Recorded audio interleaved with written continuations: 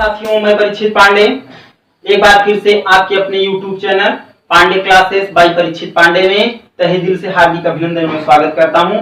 बच्चों, बहुत दिन से आप लोगों के कमेंट्स आ रहे हैं कि क्लास 11th और 12th के इंग्लिश नहीं चल रही हैं।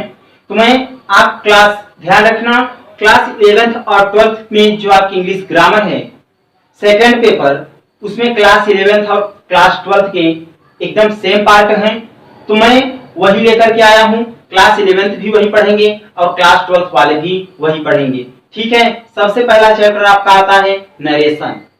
सबसे पहला चैप्टर आता है नरेशन। तो मैं नरेशन को यहाँ पर लेकर के आया हूं और आपको बताऊंगा बच्चों, आपका इंग्लिश लैंग्वेज क्लास 11th और 12th के लिए पहला चैप्टर जो आप लोगों का ग्रामर पोर्शन है वो है नरेशन।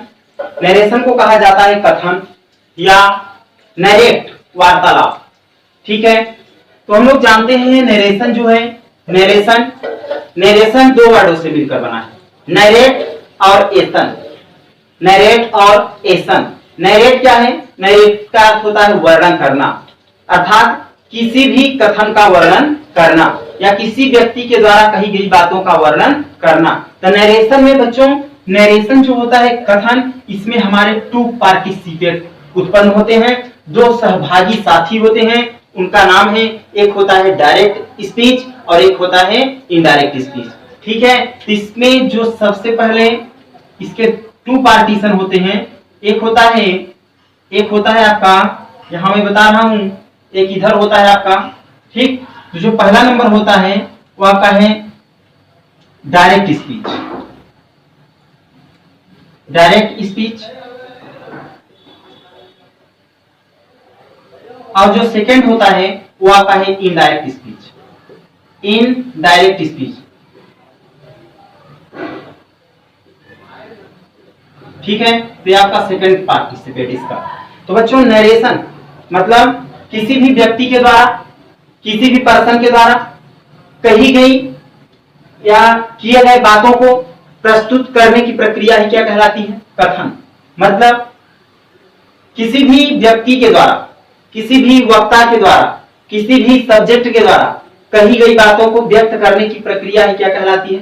कथन। आपके इसमें दो कथन उत्पन्न होते हैं, एक होता है डायरेक्ट स्पीच और एक होता है इनडायरेक्ट स्पीच। तो डायरेक्ट स्पीच क्या है और इनडायरेक्ट स्पीच क्या है, इसके बारे में बताते हैं। तो इसमें ध्यान रखिएगा, ये आपका क्लास 11th का भी पार्ट है, क्लास 12th का भी पार्ट है, क्लास 9th का भी पार्ट है और क्लास 10th का भी ये पार्ट है, ठीक है। नरेशन, तो सभी बच्चे इसे पढ़ सकते हैं। तो डायरेक्ट स्पीच, डायरेक्ट स्पीच इसे कहा जाता है हिंदी में प्रत्यक्ष कथन। इसे कहते हैं प्रत्यक्ष कथन। प्रत्यक्ष कथन, प्रत्यक्ष कथन। इसे कहा जाता है अप्रत्यक्ष कथन। अप्रत्यक्ष कथन, अप्रत्यक्ष कथन।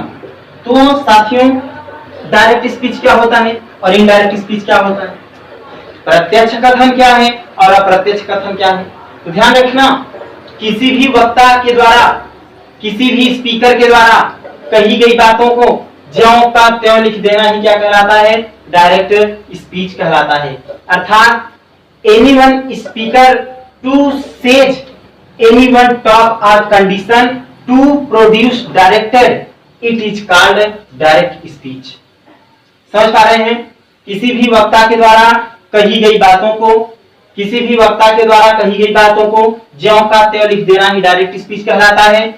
अब बात आती है इनडायरेक्ट, तो कह दिया अप्रत्यक्ष कथन। अप्रत्यक्ष कथन, तो ध्यान रखना साथियों, अप्रत्यक्ष कथन क्या है? अप्रत्यक्ष कथन क्या है? अप्रत्यक्ष किसी भी वक्ता के द्वारा कही गई बातों को, किसी भी वक्ता के द्वारा कही गई बातों को अपने भाषा में, किसी भी वक्ता के द्वारा कही गई बातों को अपने भाषा में परिवर्तित करके लिखना क्या कहलाता है? इनडायरेक्ट स्पीच कहलाता है, अप्रत्यक्ष कथन कहलाता है। तो बच्चों, ये समझ में आया आप लोगों को अप्रत्यक्ष कथन क्या है? तो डायरेक्ट स्पीच और इनडायरेक्ट स्पीच। तो इनडायरेक्ट स्पीच क्या होता है? किसी भी व्यक्ति के द्वारा, मतलब टू सेज, ठीक है, टू सेड एनीवन स्पीकर, किसी भी वक्ता के द्वारा कही गई बात को किसी भी वक्ता के द्वारा कही गई बात को अपनी भाषा में, मतलब to convert in your language, to convert in your language, अपनी भाषा में परिवर्तित करके, टू राइट लिखना या टू सेट कहना क्या कहलाता है?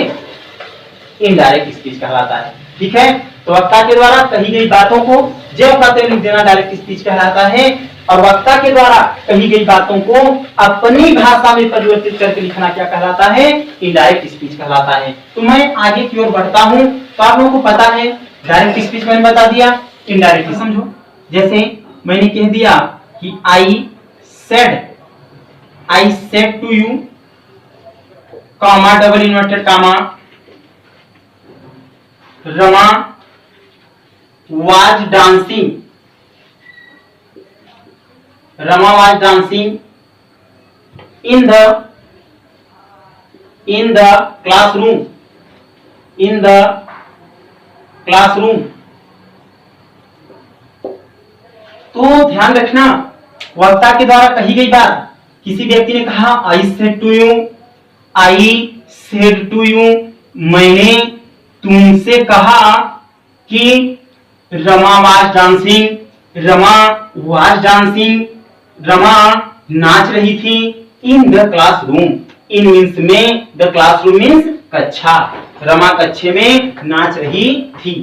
किसी भी वक्ता के द्वारा कही गई बातों को ज्यों का त्यों लिख देना, तो आपने ज्यों का त्यों लिख दिया, ये आपका क्या हो गया? डायरेक्ट स्पीच हो गया। यदि अगर मैं इसी को बदल दूं तो ये आपका इनडायरेक्ट हो जाएगा। कैसे? आई सेड टू को बदल दीजिए टोल्ड में, टोल्ड क्यों हुआ? क्योंकि इसके बाद ऑब्जेक्ट है, सेड बदलता है टोल्ड में, कब होता है? जब ऑब्जेक्ट होता है तब। तो I told you, comma double inverted comma की जगह कनेक्टिंग वर्ड लगता है बच्चों दैट।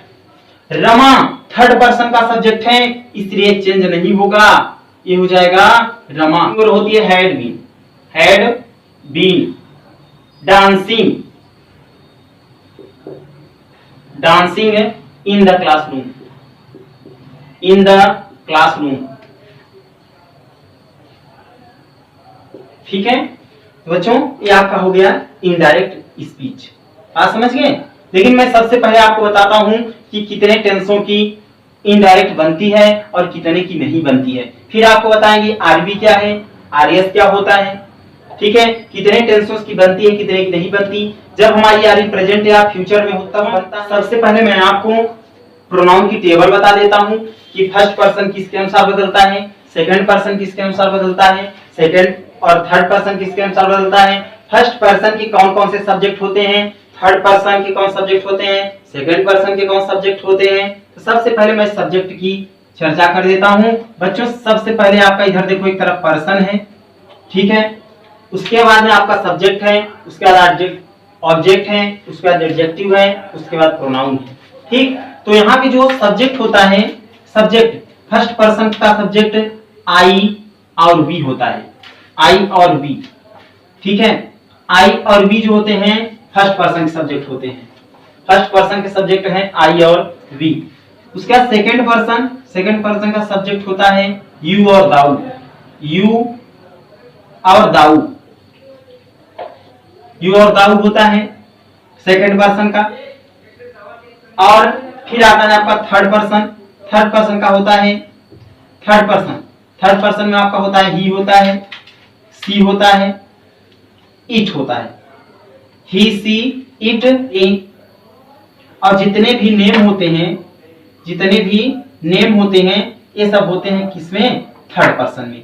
ठीक है साथियों, तो आई का ऑब्जेक्ट होता है मी और वी का ऑब्जेक्ट होता है अस। और आई मी इसका एडजेक्टिव होता है माई और प्रोनाउन होता है mine, MINE mine. We us इसका होता है एडजेक्टिव आवर, यहाँ पे प्रोनाउन होता है आवर्स। ठीक है साथियों, यू का ऑब्जेक्ट यू ही होता है, यू एडजेक्टिव होता है योर और प्रोनाउन होता है योर्स। ठीक है, ये है आपका दाऊ का जो ऑब्जेक्ट होता है ये होता है दी दाऊदी, दाई, प्रोनाउन होता है दाइन। ठीक है, दाऊ मीन्स होता है तेरा, दाऊ मीन्स होता है तेरा। ठीक है, उसके बाद आपका आता है ही का ऑब्जेक्ट होता है हिम, ही, हिम, हिज।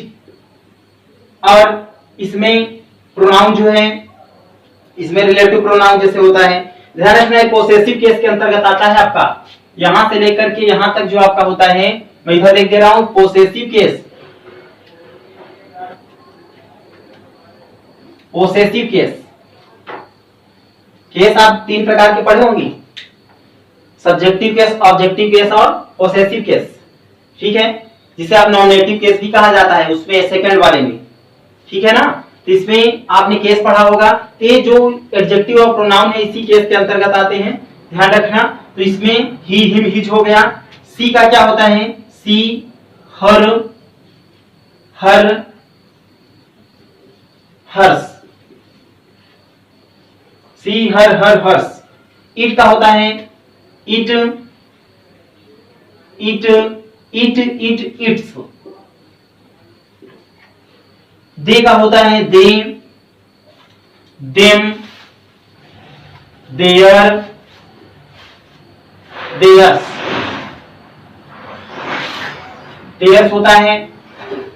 और नेम होते हैं थर्ड पर्सन में। तो ध्यान रखना बच्चों, नरेशन या एक्टिव एंड पैसिव वॉइस पढ़ने के लिए सबसे पहले आपको इस प्रोनाउन की टेबल की जरूरत होती है।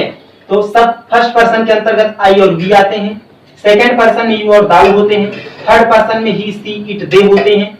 इनका ध्यान रखना, ये सब्जेक्ट है या ऑब्जेक्ट है, एडजेक्टिव है, प्रोनाउन है। इसे आप लोग लर्न कर लें, कॉपी में नोट कर लीजिए, क्योंकि इसमें नरेशन में बहुत ज्यादा इसकी आवश्यकता आपको पड़ती है। ठीक है, मैं आज आपको इतना ही वर्क देता हूं, इसे आप लोग लर्न करके आएंगे। फिर आगे मैं बताऊंगा आपको कि कितने वाक्यों का, कितने टेंसेस का नरेशन बनता है, कितने टेंसेस का नरेशन नहीं बनता है। ठीक है, और जब हमारी आरवी प्रेजेंट या फ्यूचर के किसी भी टेंस में हो, तब आरएस के टेंस में परिवर्तन होता है या नहीं होता है, या जब हमारी आरवी पास्ट के किसी भी टेंस में हो, तब आरएस के टेंस में परिवर्तन होता है या नहीं होता है, इसके बारे में हम आप लोगों से चर्चा करेंगे। ठीक है बच्चों, तो आज की क्लास में बस इतना ही। लेकिन ध्यान रखना, ये क्लास 11th, 12th और 9th और 10th के लिए भी है, क्योंकि ये चैप्टर्स 9th, 10th, 11th और 12th सभी में मिलते हैं। ठीक है साथियों, तो आज मैं बस इतने से आपकी क्लास एंड करता हूं। लेकिन ध्यान रखें, ज्यादा से ज्यादा शेयर करें, लाइक करें, ताकि मैं आपके हर दिन न्यू क्लासेस लेकर के आ सकूं। ठीक है।